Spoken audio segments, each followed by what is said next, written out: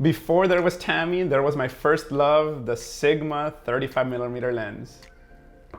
What's up guys, it's Eli Infante here with another lens review where we're going to be looking into the Sigma 35mm lens. I've been using this lens for the past 2 years and I'm going to give you my insight and experience using this lens and tell you the one issue that I found with the lens. As well as, am I going to buy the Sigma 1.2 35mm and the Sony 1.8? Let's get started because we're going to cover todo el pedo. I've been using the Sigma 35mm for the past couple of years and it's perfect for environmental portraits. After shooting with the 35mm, it has helped me find my style. The 35mm is the perfect balance because you can include the background in the frame while still adding a little bit of bokeh. For me, the 35mm is my storytelling lens where I include the background in my portrait. One of my favorite features of the lens is the 1.4 aperture, especially when you're in blue hour or doing night portraits. Additionally, the lens is great when it comes to wide shots because you get minimal distortion in your portraits.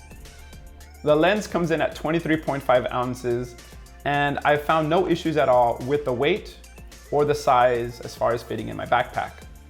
The build quality is up to standard with most professional lenses and in my opinion is built like a tank. As a portrait photographer, my main goal when purchasing a lens is autofocus performance. After doing some tests, I did find one issue with the Sigma 35mm. It struggled during backlit situations where the lens wouldn't do autofocus or couldn't focus at times.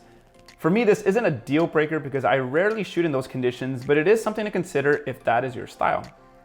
Of course, just because autofocus didn't work doesn't mean that I couldn't get the shot with face detection or moving the focus point. It all depends on what you're looking for when purchasing a lens. Other than the backlit focus issues, the Sigma lens performed great in other conditions. During golden hour, the lens kept up really well. I even tested the lens during blue hour for some low light tests. In addition to that, I even had the model move towards the camera and away from the camera to test the lens autofocus capabilities with autofocus. While capturing shots as the model walked towards the camera, each shot was sharp and in focus. If you've never owned a Sigma lens, they're known for their sharpness and this lens does not disappoint. I'll be providing some raw files in the description so you can get a true representation of the quality.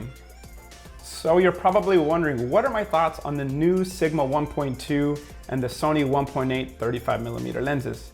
As far as the Sigma 1.2, that lens is just too expensive for me. It's at $1,500 and I think the weight and the size is gonna be too big for my camera bag and that's what I'm trying not to do. I'm trying to downsize and I'm trying to go for smaller and lighter lenses. So that lens is out of the question because even at 1.2, I really don't see much of a benefit from 1.2 to 1.4.